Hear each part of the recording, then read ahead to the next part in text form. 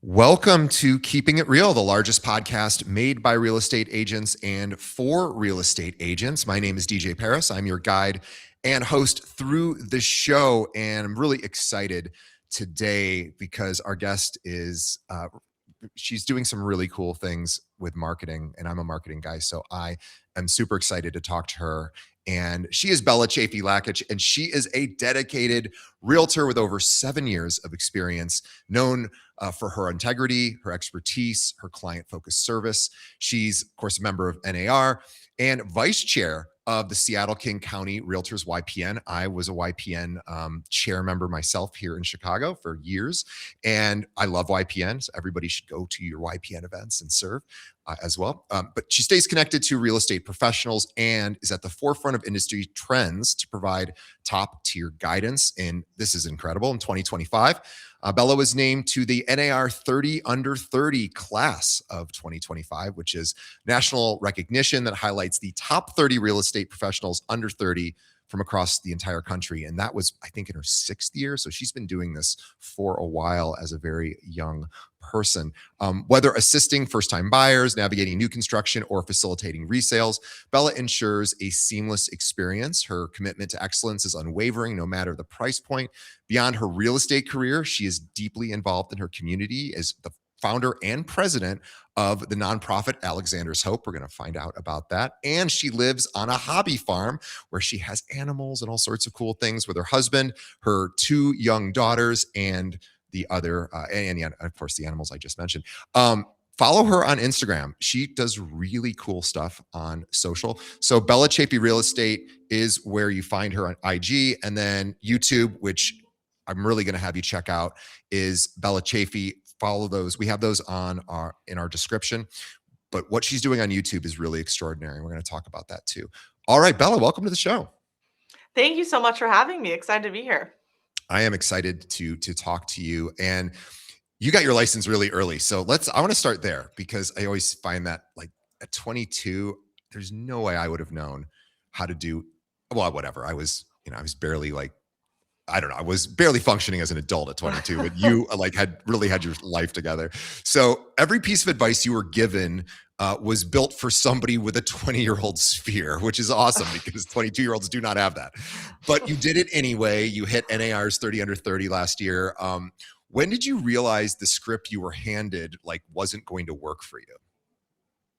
I feel like it took me a little bit longer than it should have. I was just told to do a bunch of things that they're proven they work well for people, but as a 22-year-old, it was not the right path, the right things for me to be doing necessarily. It was reaching out to your friends, and it's like, my friends are poor. They're renting. Yeah, they cannot afford a house. Or they're staying at home with mom and dad trying to figure it out, right? Yeah. Yeah, exactly. And so, after a couple years, I realized in order to grow and be where I want to be, I'm going to need to do something different. And so that's kind of where I shifted, um, to be to change my branding a little bit. And I honestly didn't fully dial it in until about 2 years ago. I was on the right trajectory for a little while there, but then about 2 years ago is when I took YouTube more seriously and other ways to reach a broader audience more seriously. Yeah, we're going to get into what you're doing on YouTube because we were just talking about this before we went live. And I was saying, and again, I'm just making this number up, but it's probably close to true that 99% of agents really ignore YouTube. They focus all their energy on the most disposable social media platforms, meaning their content kind of comes and goes. And YouTube is a search engine. It's not really a social media platform. I mean, it sort of is, but not really. It's really where people go to search for content. And Instagram, TikTok, Facebook, people aren't really searching on there. At least I don't think they are. They're scrolling. And so your content comes and goes. Maybe somebody goes to your account on Instagram and looks at old videos, but probably not. And what you're doing on YouTube is particularly cool. So before we get to that, I want to really address something that is said often, but not always great advice for a 22-year-old, which would be just work your sphere, which you said, hey, my sphere isn't really my clientele right now. Maybe I help them find an apartment or something after college, but that's probably about it. It's funny. I just did a video on this the other day. I didn't know this. And sort of shame on me for not knowing, the average home buyer right now is 59 years old. The average, no, sorry, Wow. that's the median age for the home buyer. So basically average. So these are baby boomers, count for 4 out of 5 buys right now.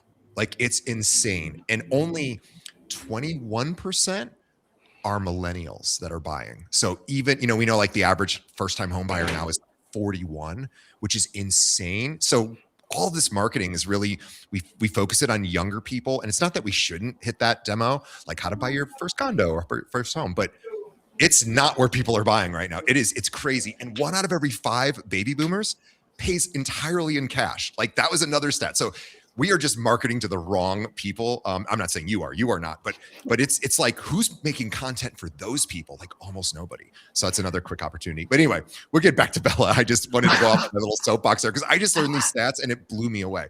But okay, so we talk about, like, agents hearing just work your sphere. And obviously that isn't really what you were able to do right away. So what's your honest take today on when sphere advice works and when it's setting somebody up to fail? Like, obviously we could say maybe a 22-year-old, unless they're like super well connected with their parents, friends, or something, maybe. But is your sphere more important today than it used to be, or is it still not something that really resonates with your peer group? My sphere is definitely more important today than it was when I was 22. My friends are buying houses and to own homeowners now, which is not everybody, but some people are, which is awesome. As well as just being in front of more people, like family, friends, and just people that I've known forever. And I think part of that too is when you're so young, it's hard to get people to trust you with their biggest asset, Yeah. and when Yeah. you've been in the business for 7 years and people have seen what you've done, or it doesn't need to be 7 years, when you've been in the business for a handful of years and people have seen what you've done, have positive reviews, and see that you're staying busy, they're going to trust you, trust you more. So my sphere, I think your sphere is always important, even when you're 22 years old, just reaching out to people, letting them know what you do, that is important. But my sphere was not going to be, it wasn't like, oh, call these people and you will now all of a sudden be busy with business because of your sphere. Yeah, I always say that for especially younger agents, it's like your sphere, maybe they become your clients when, if they're young, like your network was at that time, but maybe they become your advocates, right? Maybe they know people. But even then, 22-year-olds, they probably just don't know a lot of people that are buying or selling. But maybe that's the play at that time, or at least what's cool about your situation is they got to watch you grow up. And grow up maturity wise. I mean, grow up your business, and they got to see all the cool stuff you're doing, and they got to see that repeated over and over again in social media, and they probably check out your YouTube channel too. And so they're seeing you, and now you're probably just the obvious choice. So in some ways, if you were going to stay in for your whole life career, this being your career, it was like the smartest thing to do is start at 22, even though it was like the hardest thing as well, Yeah, because yeah, all and it those works people well are for me going to now. are going to use you. Yeah, yeah, it works well for me now. Didn't necessarily back then. Yeah. Well, I want to talk about your husband briefly because, which I normally don't talk about people's spouses, but this person is very much tied into some of the cool stuff you're doing, and I think it's so cool that you have this. So your husband is actually an award-winning filmmaker, and he shoots your listing videos, he shoots your marketing videos for YouTube and all over. And we could say that's maybe a slightly unfair advantage, but obviously great for you, that most agents, they're not going to have that, right? So for somebody without a filmmaker at home, what does somebody actually need to really start making video that doesn't look like every other realtor? So just wondering, like, if you didn't have, your husband to help, which he is, oh my God, his editing is insane. But like, if you didn't have that, would you be doing the editing, or would you hire that out? Or what would you do if you didn't have money to even hire an editor? I'm curious on what your thoughts are. Yeah, I mean, I do think you can always do stuff by yourself. I see so many people with YouTube channels, like realtors too, that have YouTube channels that are not, the filming and the editing isn't it, it's the education, and then you are able to grow it that way. And so filming on, yeah, the phone could take you a long way these days. Um, I would, if I could, definitely hire out an editor, just because I think that would be depending on what you're trying to do, could be a little bit of a time suck unless you're talented and know what you're doing. But again, you can always learn. My husband is an advocate for YouTube University, so you Yeah. can teach yourself things. Um, Yeah. but in terms of filming, I mean, the phone does a really good job.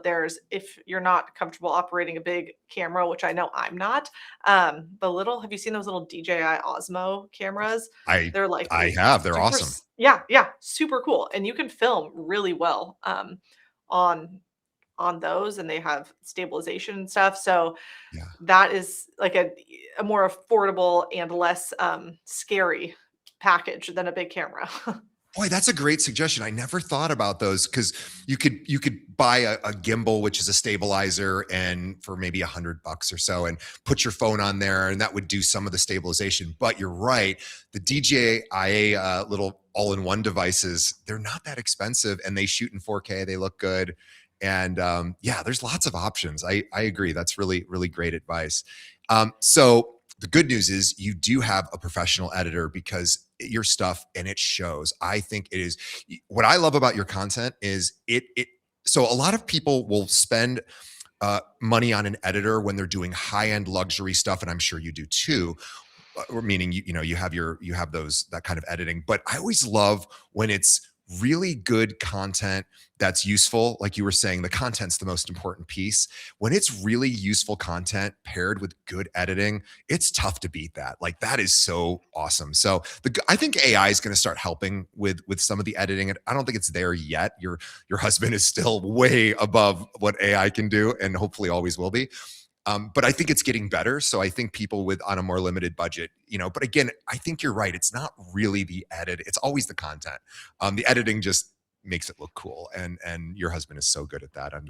I'm so jealous. Well, let's talk about the difference between a listing video and a YouTube channel that grows, because you have an amazing YouTube channel.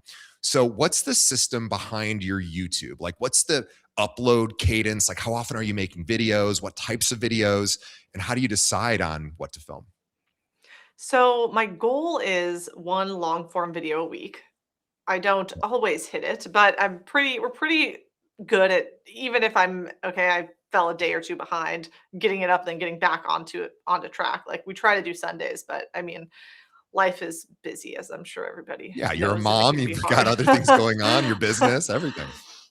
And then I try to do some short form. So I'll post it on Instagram as well. And then basically everything I'm posting on Instagram as a reel, I'm also posting as a short on YouTube, which has Yeah. helped grow my audience a lot. And I do get subscribers from shorts because they can reach a lot more people quicker. But I'm spending most of my effort on the long form videos. I will do like house walkthroughs. So if I have a listing that's a little more a bigger of a house or whatever, I'll do that. Or even if it's something like I recently did a condo in a nearby city that we did a walkthrough of it, but also the whole neighborhood surrounding it, which was Yeah. kind of a cool concept. And the videos that I've seen perform the best for me is like neighborhood tours. Yeah. So, because those are people, if you're thinking about like relocating, is going to be big. So if you're thinking about relocating, you're like, hey, what is the city like? Like, what's the median prices there? What do people do? What do people like about it? What are, safety in schools, and like a million other questions. And so if you can answer that in a video that's like captivating for people, that's what has done the best for me. But then also doing like market updates and stuff, those might not get the most views. But I had a seller recently that he told me, I said, "Oh, like, how did you find me?" He said, "YouTube." And normally it's like, "Oh, I watched your neighborhood tour. Or I watched, whatever." He's like, "Oh, I really like your market updates." And I was like, "Yes, somebody Yes, they're likes them." worth it. Somebody cares. But what's so cool, and you've looked into Sarah Maslowski, who comes on my show once a month to talk about how she does YouTube, very similar to what you're doing. She's in Georgia, you're Seattle, and you guys have very similar styles, which I think is so cool. And what she always I forgot what I was going to say about her, but what's so cool about yours is when I watch your neighborhood videos, or you're like, here's a day in the life of somebody who wants to move to this area, or here's what people need to know who want to move to this area. Oh, I know what I was going to mention is what's so cool about that content is it's completely evergreen. It's always, and it maybe gets out of date if, certain things come and go, but generally speaking, it can live for many, many years, where it's not going to live like that on Instagram, or, Instagram needs brand new stuff at all times to keep people on it. YouTube isn't really that way. So have you found that, like, some of that evergreen content, even months and months and months later, will just get you a new lead or a client? Has that ever happened? Yeah, so my biggest, the video that's gotten me the most people, I filmed about a year ago. And it was, if you're familiar with the area, Bellevue. Yeah. I primarily work like on the east side of Seattle. So I did a big video, did like Bellevue and Redmond and Kirkland, and then my Bellevue one did the best. And that's, even when you just look at like the analytics of my channel, like people are, that video is continually rising and rising and rising. And then you'll post a new video and you'll be like, oh, my Bellevue video still got more views this week than the one I just posted. And that's what's so, like you mentioned, what's so cool about YouTube is they live on. Yeah. And then one will randomly, take off. Or this is not necessarily like super helpful, but if you do something kind of seasonal, like I've done videos that are more like in the area, like in the winter, or like pumpkin patches, like something kind of silly. And then all of a sudden the next like October rolls around. And then suddenly Oh, people yeah, are yeah. watching that video again because they're searching it. Yeah, I love that. And I love Bellevue, by the way. Bellevue is such an awesome. If you go to Seattle, you probably will go to Bellevue at some point, because it's one of the coolest. I guess they call them suburbs. It's one of the cool ones. So yeah, I love Seattle. Oh, okay. So you also have a postgraduate marketing cert, and most agents don't have that. So what do you think about marketing that most agents get wrong when they're trying to create content specifically? So what do agents get wrong about content? Ugh, that's tough. I feel like well, I'm constantly adapting, right? Into what people are, as things change, what people are liking, more. I feel like, at least video wise, right now, what I've been seeing, or what I've been seeing for a little bit, is you, and this sounds silly because I think a lot of people know this, but like how important your hook is. And a lot of videos that I'll see, it'll be like, it'll be fading into the house with the address. And then you're like five Right. seconds in, and it's like, I haven't, Yeah, people are gone. I'm Yeah. gone. I'm so Yeah. far gone. And it's not that you shouldn't, say those, share that information. It's just finding a better way to hook people right away, or just even like visuals and having things be different on the emails that you're sending your sphere, or mailers that you're doing, just anything to make it a little bit more out of the box, that is going to capture somebody quicker than your generic, just listed postcard that your office has, that you like kind of plug and play. That's easy, but is that working? I don't know. Yeah, I have a friend, Ben Lalas, who is here in Chicago, and he's done over 4,000 videos for he has his own Compass team, and he's been doing videos for 7 years. And he's like, the one thing that most people don't pay attention to, it's the only metric he really looks at, is how many people stay beyond 3 seconds. And it's Mhm. like, you would think, oh, my content's good. Of course, people are like 3 seconds. Of course. It is hard, hard, hard. And Bella knows this more than anyone, to get people to stay beyond 3 seconds. Like, it is not a given. I was like when I started to do my content, which is for agents, I was like, this content is so good. Like, people are going to stick for like 45 seconds. And I was like, why are they not sticking around? This is so good. And it was like, because your hook sucked. And I just had to like go, okay, I don't know what hooks people. And our attention spans, unfortunately, have gotten shorter. And, TikToks and Instagram serving up stuff every like half a second to us. And so we don't even need 3 seconds to know if we're going to continue on. So that is great advice. And I always say, like, well, then you're like, well, how do I do that? You experiment, and you talk to AI and ask AI to help you figure that out, and then just experiment, see what works. Have you ever been shocked at like at your those 3 second numbers, or have you ever been like, wow, I just put so much time into this video, it's so good, and not because the content stinks, but just because maybe you got the hook wrong, or it's not exactly, maybe you look back at your older videos. Do you ever look back and go, oh, I didn't see what I was supposed to do there? Oh, I've seen some really old videos where I was like, what? I don't even know what was happening here. Like this, you're obviously, it's good you did it, you learned from it, but what was going on? Like, Yeah. what am I talking about? What is, everything about it is bad. But even like short form stuff now, I'll post some that I'm like, oh, this is awesome. Like this is like I'll do like house walkthroughs and like this one's gonna be great. And then it's just like it does okay, and then you do one that you kind of put like less effort into and then it just blows up and you're like, what the heck? Like It, and we should also talk. Blowing up does not mean going viral, and I think people are fairly attuned to that now. That's not a phrase that gets used as much as it did in the past. Like you want to go viral, like I don't know. Maybe you've had something technically go viral, but your stuff is hyper focused for people that are living in the areas that you serve, which is so smart because that's who your audience and that's who you want. So you don't really care how many tens of thousands of people see it. Obviously, the more the better, but you just care that the right people are seeing it. Is that accurate? yeah, exactly. I love especially YouTube, you can't really tell as much, but on Instagram, like when you get a bunch of if I have a video that does well, right? It's nothing crazy. Then you get followers and be like, oh, someone started following for this reel. And sometimes I'll like click on them. And then I love when you click on them and in their bio, they're like like Seattle. And they're like, yes, like the people that are living here are the ones following me. That's exactly who I want to be following me. Yeah. Or people, which this you wouldn't know, but people outside of Seattle who are thinking of moving, right? Yeah. Those are like the real gold because they probably don't have an agent yet. But again, you just know that it's outside of the area. So I totally understand that too. Okay, I want to switch gears. I want to talk about a story of yours that's awesome. So you had this is always like an agent's worst nightmare, and you've dealt with it. I love it. You had an appraisal that came in 90,000 under ask. So a lot of agents probably would have renegotiated, but you didn't do that. You ordered a second appraisal and you closed at the original number. Like that's hero stuff. Amazing. Thank you. Walk me through that decision and the conversation that you had with the buyer's agent. I want to hear how this went. Yeah, that one was tough. I felt like this was not in like, 2021 when the market was crazy. It was the house it wasn't on the market for a long time, but it wasn't like we flew over list price either. And the price that we were pending at was very fair. This was a new construction house, which I think made it a little bit harder.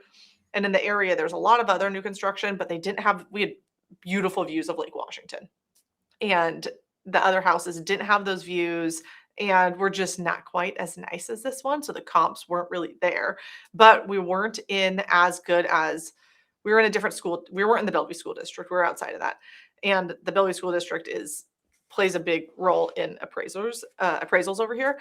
And so the appraiser came out and there was like a bunch of like small things that were just wrong. It was like the garage count was wrong and little things were wrong that I was like, okay, like that's not great. And then the big thing was the school district and I forget what it was. This was like almost 2 years ago, but the school district, they bumped down like hundreds and hundreds of thousands of dollars, like off the perceived value because of that we weren't in Bellevue School District. And I was like, why are all of our comps in the wrong school district?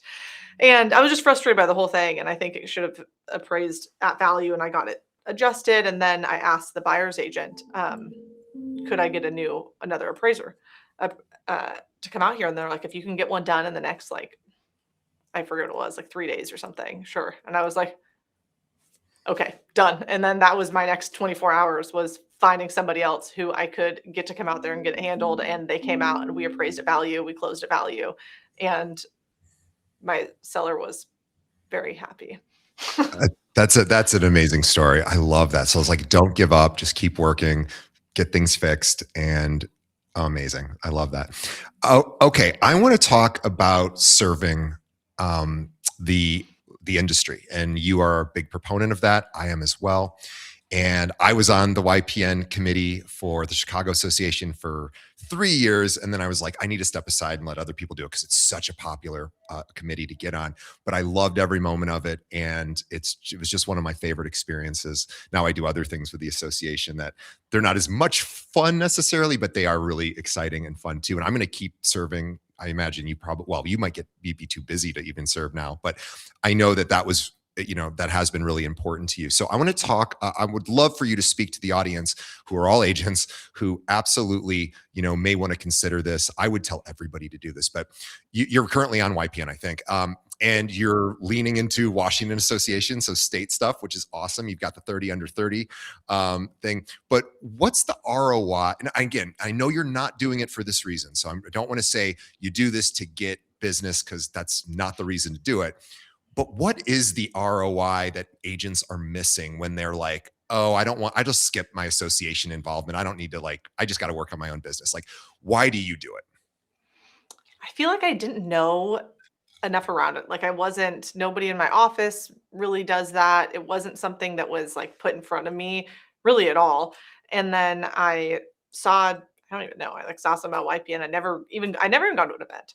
And I was like, I want to be on the board of it. Like this is I like this. This is really cool. And I applied and then I somehow like I don't know how, but I got on the board and got involved and I think just being able to be around so many different people and like a constantly evolving pool of people because we have events almost every month and different people are coming to these events and you're able to meet just people in the industry that you wouldn't have met otherwise, like a lot of people outside of my my friends in the industry, my office, and like it's like I feel like I'm very was holed into a group of people and this has expanded that a bunch, which is really cool, and you're learning new things that people are doing, and, that's awesome.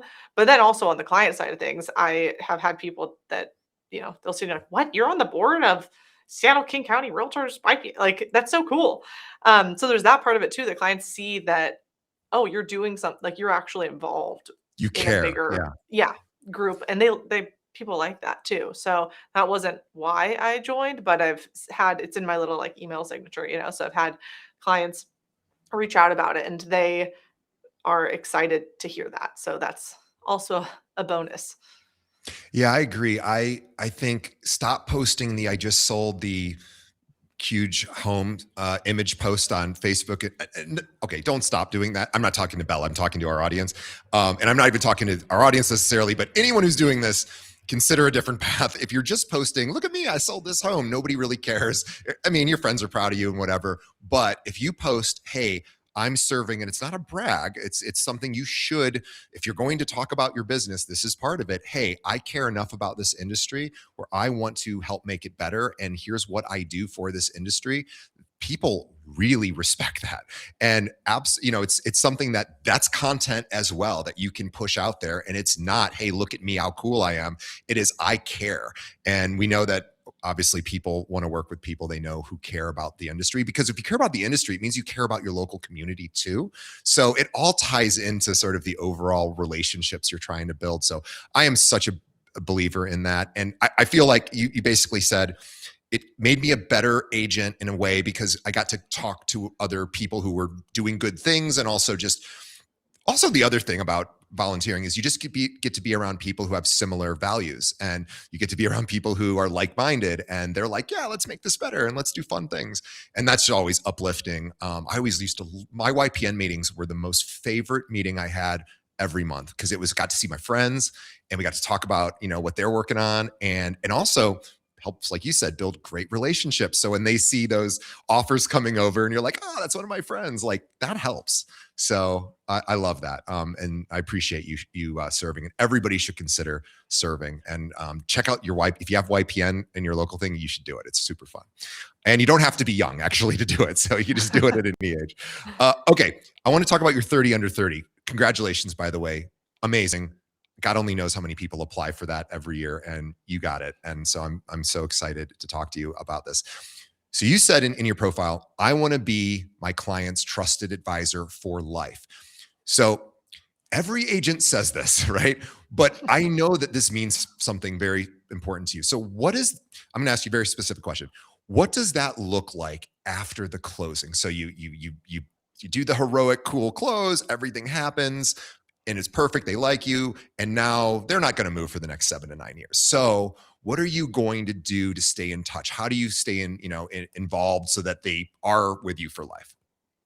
Yeah, well, I'm sure a lot of people can relate to this, but it's like, you have a client and a lot of times there's somebody that you don't know beforehand, whether it's a referral or somebody found you on YouTube or whatever it is, and you become friends with them. And it doesn't matter what life stage they're at or really anything, but you're talking so much and they chose you for a reason, and because they trust you, but also they like you. And so there's a good chance you're going to get along. And that's how I found with a lot of my clients. And so it's easy to just stay in touch with them and just you have to remember things about them, whether it's their kids or their dogs or their hobbies or their whatever it is. And then follow up, just reach out to them a couple times a year about something that is like important to them, that is more than just a hey, how are you? Oh, have you gone skiing this season? Have you whatever? That, as well as something that I want to implement more of, is like client events and things like that. I do once a year gifts, and then but really just staying in contact with them like they're a friend, because they normally are. Yeah, I think that's amazing advice. It's like you know things about them outside of real estate. You care enough to check in with them. How are the kids? How's the dog? How's whatever? You just went on this cool vacation I saw on Instagram or whatever.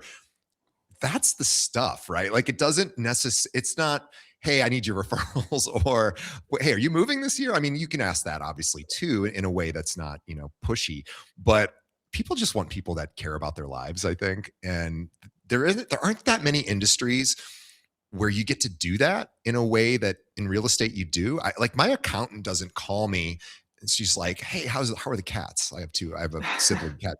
And it sounds kind of funny to even say that, but like and I'm not looking to switch accountants. I love my accountant, but like, wouldn't be the worst idea for her to be like, "Hey, how are the cats?" Right? But she doesn't need to because I'm not leaving. I love her, but in real estate, it would be kind of weird to be like, "Why are you asking me about my cats?"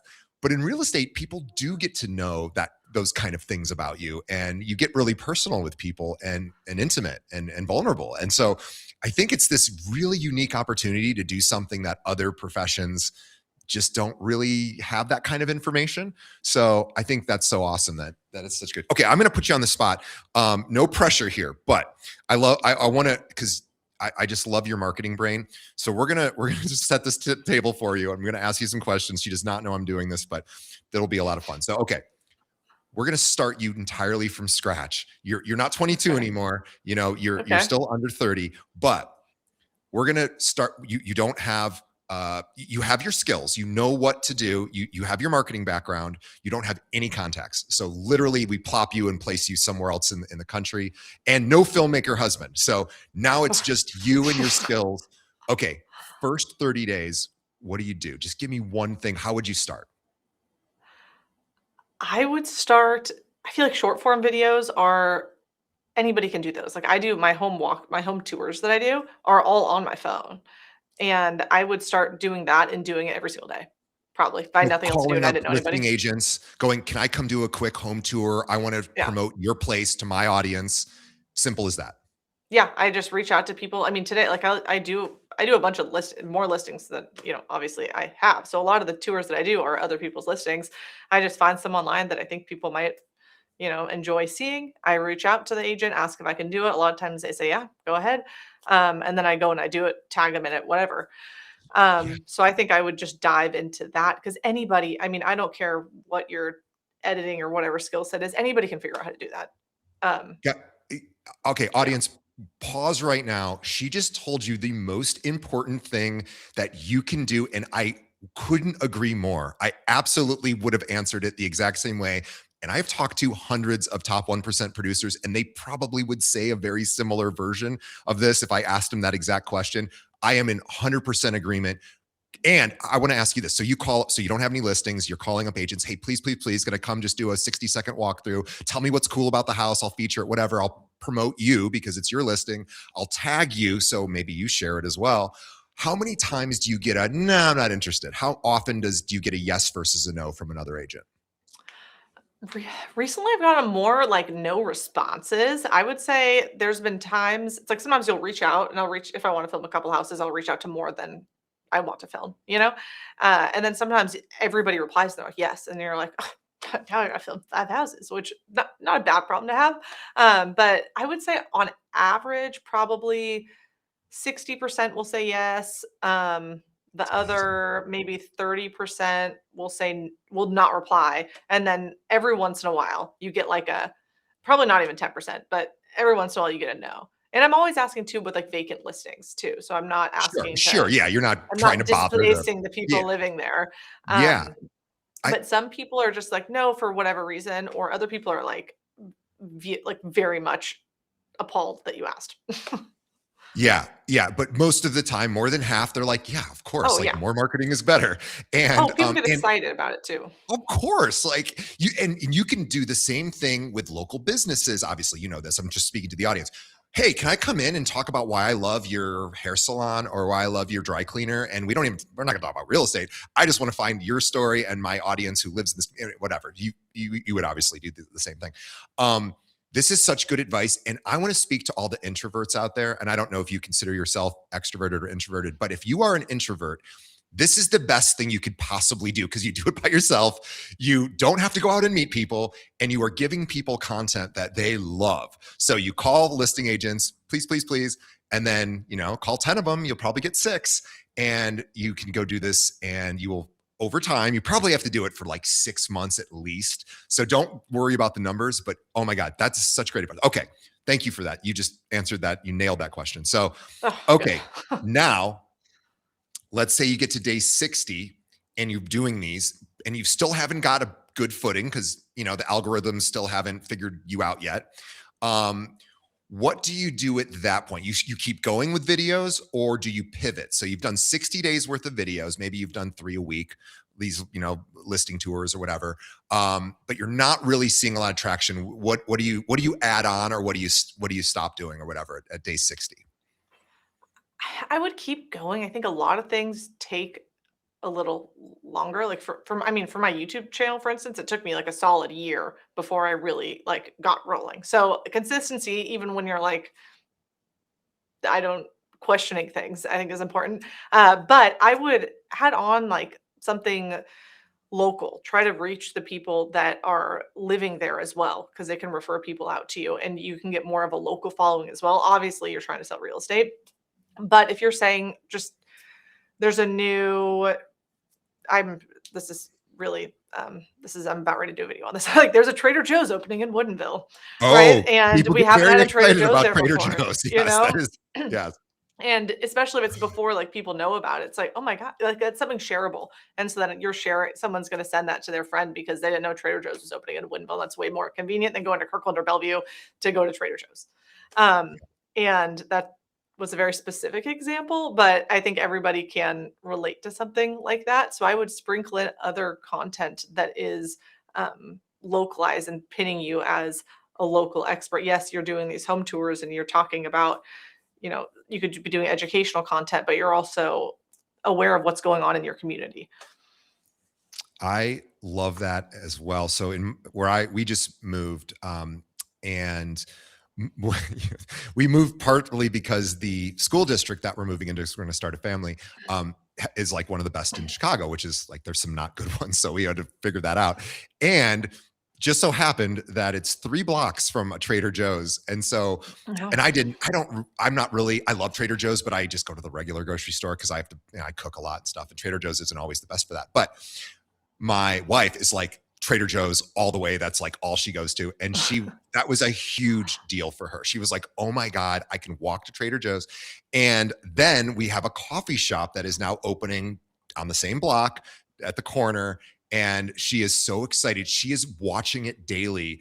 And she's not a realtor, so she's not a content person. But if she was, and we're in Roscoe Village in Chicago, she would be posting weekly, like, they've got the machines in the back. They're almost ready to open up, because there's not really a coffee shop nearby. And there's also a Collectivo, which is another like sort of regional coffee thing now it's going on down the street.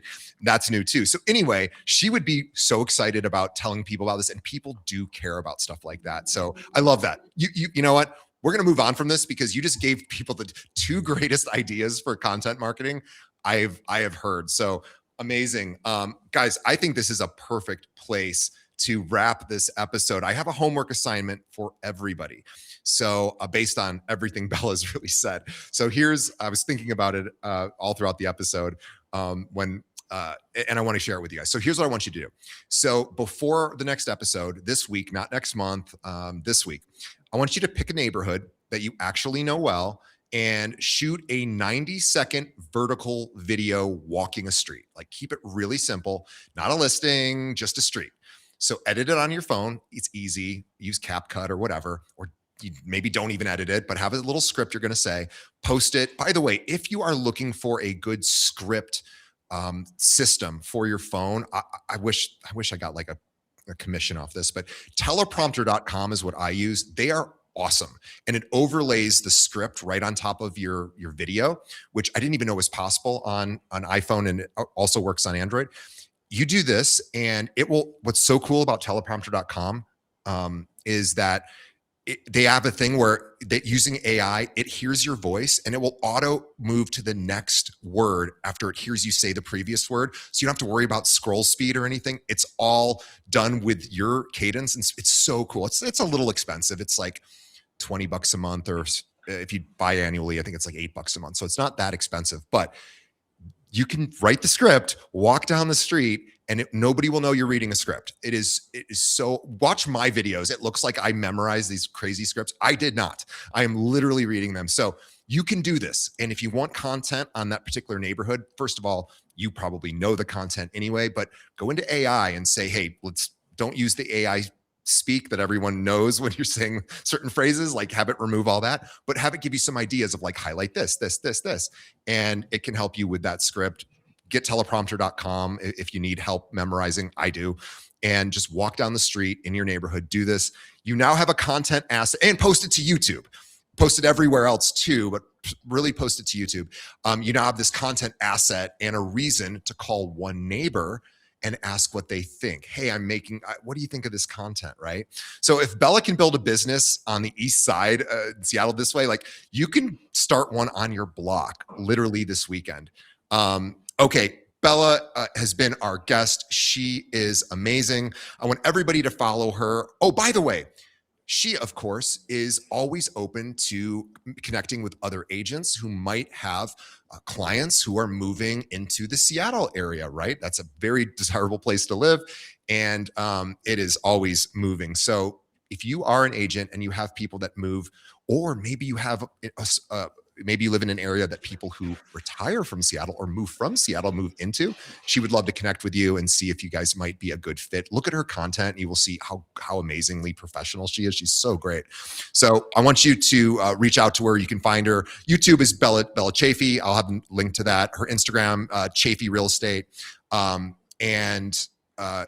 we'll have links to everything. Reach out to her. Oh, and you know what? One thing I do want to ask before we run, tell us about Alexander's Hope. This is your nonprofit. I apologize. I meant to get to this sooner. Please let us know what this is. Oh, no worries. So I'll give you the real quick rundown. Alexander's Hope is, we've been around for about 9 years. My brother Alexander suffered from an undiagnosed and then misdiagnosed heart condition, and he ended up getting a heart transplant when he was 19. He was really, really fortunate to survive. And because of this, we learned a lot about, well, organ donation for one, but also heart issues in young people and how they can often be overlooked. For him, it was like they thought he had anxiety because he was 19. 19-year-olds should be having heart attacks, right? And it got to the point where something that would have been a big deal ended up escalating to being a heart transplant because it wasn't caught on time. And so we partner with the Nick of Time Foundation, which is another local nonprofit to us that have actually helped start nonprofits to do similar things in I don't know how many other states, but quite a few other states. So there could be something similar where you live. And we, with them, go to a local high school about once a month to screen for heart conditions. So we do EKGs and echocardiograms. We teach all the kids that go through CPR and how to operate an AED. If there's if you see somebody in sudden cardiac arrest, being able to respond to that and have an initial reaction and know where your AED is on your school. And then these kids are all getting their heart screened to test for any undiagnosed heart conditions. We've screened well over 30,000 kids, and over 600 have been found that have a heart condition, which is huge. That's amazing. So glad that you were able to share that. And heart disease, let's remember, I believe it's still the number 2 cause of death for adults in this country. Cancer, I think, is number 1, and 2 is second is heart disease. So this is a thing that affects almost all of us at some point are people that we love. So my cousin, funny enough, I just remembered this, who also lives in Seattle, is working on a handheld defib with the company that he's with. He's like an engineer genius type. And this is going to be handheld defib devices for people that are undergoing cardiac, emergencies, that are going to be able to be sold to the public. And they're like 1 or 2 use. No one's ever made this before. And they're way better than the paddles. It's fascinating. So that is coming up. I should connect you two so you guys can talk about this, because what he's doing at the company he works at is truly incredible. And he happens to be a local guy. So I just remembered that. But yeah, alexandershope.org is where, if you want to participate or make a contribution or get involved, that's where you go, .org.